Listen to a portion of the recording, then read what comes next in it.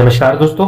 आज हम बात करने जा रहे हैं एक ऐसी दवाई के बारे में जो लाखों लोगों के दिल की सेहत का ध्यान रखती है। नाम है एटोरवास्टेटिन टैबलेट। आज की वीडियो में जानेंगे ये कौन सी कैटेगरी की दवा है, इसके कौन कौन से ब्रांड्स मार्केट में मिलते हैं, इसके यूजर्स क्या हैं, इसके साइड इफेक्ट की बात भी करेंगे और इसको कब व कैसे लेना है ये भी जानेंगे। इसको लेते समय क्या क्या सावधानियां रखनी चाहिए उसके बारे में भी बात करेंगे।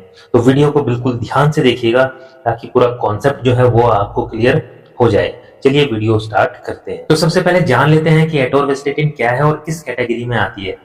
दोस्तों ये एक स्टेटिन कैटेगरी की दवा है जो हमारे शरीर में खराब कोलेस्ट्रॉल को बनाने वाले enzyme HMG coenzyme A reductase inhibitors को रोकती है, जिससे शरीर में खराब कोलेस्ट्रॉल का लेवल कम हो जाता है तथा गुड कोलेस्ट्रॉल का लेवल बढ़ जाता है। ये एक प्रकार से लिपिड लोअरिंग एजेंट की तरह काम करती है। इस दवा के फेमस ब्रांड नेम की बात करें तो फाइजर का लिपिटोर टैबलेट, सन फार्मास्यूटिकल्स का स्टोरवास टैबलेट, मैनकाइंड का लिपिकाइन टैबलेट, सिप्ला का लिपवास टैबलेट और अन्य ब्रांड नेम से भी ये दवा आपके एरिया वाइज या doctor wise different brand name से आपको मिल जाती है और आप चाहे तो इसका जेनेरिक वर्जन भी खरीद सकते हैं। दोस्तों ये ब्रांड्स अलग अलग दाम और कंपनियों के साथ आते हैं, लेकिन सबका मकसद एक ही होता है, कोलेस्ट्रॉल को नियंत्रित करना। तो आप बात करते हैं यूजेस के बारे में। दोस्तों एटोरवास्टेटिन का पहला यूज है डिसलिपिडीमिया डिजीज में।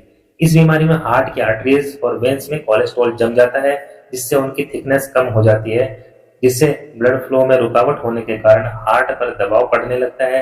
तो इस कंडीशन में एटोरवास्टेटिन टैबलेट जमे हुए कोलेस्ट्रॉल को गलाकर ब्लड फ्लो को बढ़ाकर नॉर्मल करता है। दूसरा यूज है कार्डियोवास्कुलर डिजीज के ट्रीटमेंट में। अगर किसी व्यक्ति को हार्ट अटैक या ब्रेन स्ट्रोक जिसमें मस्तिष्क में प्रॉपर ब्लड सप्लाई नहीं हो रही हो, जिसके कारण मरीज की मृत्यु तक होने का खतरा हो सकता है, तो इस कंडीशन में एटोरवास्टेटिन टैबलेट को डॉक्टर द्वारा मरीज को प्रिस्क्राइब किया जाता है। तीसरा यूज है ओल्ड एज हाई बीपी और स्मोकिंग में।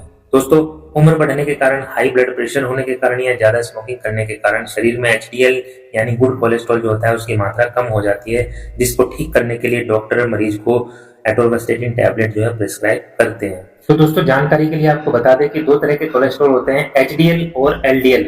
अब इनमें डिफरेंस क्या है थोड़ा सा इसके बारे में भी जान लेते हैं। देखिए HDL यानी हाई डेंसिटी लिपोप्रोटीन, इसे अच्छा कोलेस्ट्रॉल कहा जाता है।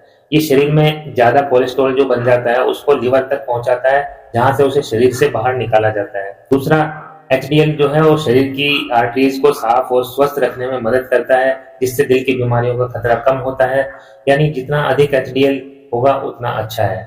और बात करें LDL की तो इसको बोलते हैं लो डेंसिटी लिपोप्रोटीन। इसे खराब कोलेस्ट्रॉल कहा जाता है, इसको ट्राइग्लिसराइड भी बोलते हैं। वैसे ये शरीर में कोलेस्ट्रॉल को धमनियों में जमा करता है, जिससे ब्लॉकेज हो सकता है और दिल की बीमारियों का खतरा बढ़ता है। और अगर LDL का स्तर जो है वो ज्यादा हो जाए तो ये हार्ट डिजीज, हार्ट अटैक और स्ट्रोक का कारण भी बन सकता है।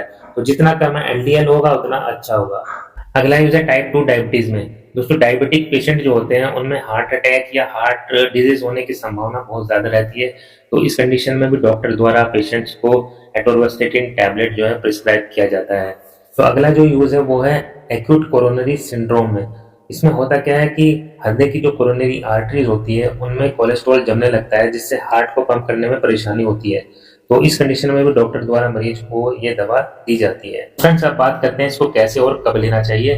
तो एटोरवास्टेटिन टैबलेट को अधिकतर रात को सोते समय ही दिया जाता है और इसके पीछे जो कारण है जरा ध्यान से सुनेगा दोस्तों, क्योंकि रात के समय में हमारा जो शरीर है वो कोलेस्ट्रॉल का निर्माण दिन की अपेक्षा ज्यादा करता है, या बोल सकते हैं कि कोलेस्ट्रॉल के निर्माण में काम आने वाला HMG कोएंजाइम ए रिडक्टेज जो है रात में यानी रात के समय सबसे ज्यादा अपना कार्य करता है। तो उसी समय अगर हम एंजाइम्स को रोक देते हैं तो कोलेस्ट्रॉल का निर्माण हमारे शरीर में कम हो जाता है। तो इस स्थिति में एटोरवास्टेटिन टैबलेट को रात में ही दिया जाता है, रात में ही लेने की सलाह दी जाती है। तो आप जानते हैं कुछ साइड इफेक्ट्स के बारे में। जैसे हर दवाई के कुछ फायदे होते हैं तो कुछ नुकसान भी हो सकते हैं। तो एटोरवास्टेटिन के कुछ साइड इफेक्ट्स इस प्रकार है, जैसे सिर दर्द होना, थकान होना, पेट में दर्द होना, मांसपेशियों में कमजोरी या दर्द होना। इस तरह के कुछ कॉमन साइड इफेक्ट्स आपको देखने को मिल सकते हैं। तो अब बात कर लेते हैं कुछ प्रिकॉशन यानी सावधानियों की। एटोरवास्टेटिन लेते समय कुछ बातों का ध्यान रखना बेहद जरूरी है, जैसे गर्भावस्था या ब्रेस्ट फीडिंग में इस टैबलेट का यूज ना करें। जिनको किडनी या लिवर डिजीज है वो डॉक्टर की सलाह के बगैर इस टैबलेट को ना खाएं। तीसरा है अल्कोहल को अवॉइड करें, यानी एटोरवास्टेटिन लेते समय शराब पीने से बचे, क्योंकि ये लीवर को भी हार्म करता है। और नेक्स्ट है डाइट का ध्यान रखें। दोस्तों केवल दवाई लेना काफी नहीं है, संतुलित आहार और एक्सरसाइज भी जो है वो बहुत जरूरी है। और डाइट में क्या अवॉइड करना है, आपको मिल्क या डेयरी प्रोडक्ट जो है वो बिल्कुल भी यूज नहीं करने हैं। ऑयली यानी घी या तेल से बना खाना भी नहीं खाना है। फास्ट फूड या जंक फूड को बिल्कुल अवॉइड कर देना है।